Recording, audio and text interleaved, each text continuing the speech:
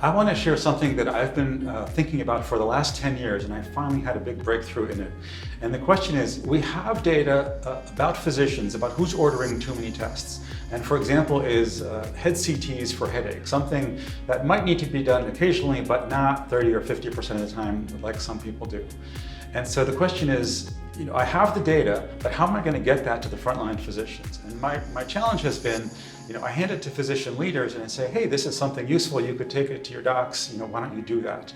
And they say, yeah, that's great, and then they don't do it. And I've been so frustrated, like, why don't they do it? And I finally discovered something that I think answers that question. And it was a study I saw recently about giving feedback.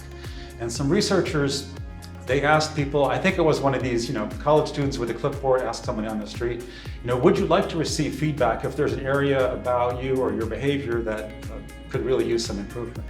And unsurprisingly, about 80% of people said, yes, of course I want that feedback. And then the next day, maybe it was a different college student with a clipboard goes out, but this time they had like a big piece of ketchup on their shirt. And the real question was, how many of the interviewees would say, hey, by the way, you got some ketchup on your shirt? And the answer was shocking. Only 3% of people actually gave feedback. So the summary is everybody wants feedback, but very few people are comfortable giving it. And so I think physician leaders are no different than anybody else. It's awkward to have to give, unpleasant feedback like that. So the solution is to outsource this to a third party that makes it scalable.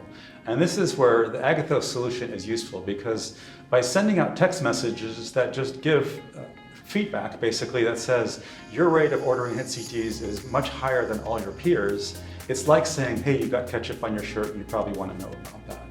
And so that way the physician leader gets the benefit of the message going out to hundreds of their physicians without having to put themselves in that position of having to be the deliverer of that uncomfortable feedback message.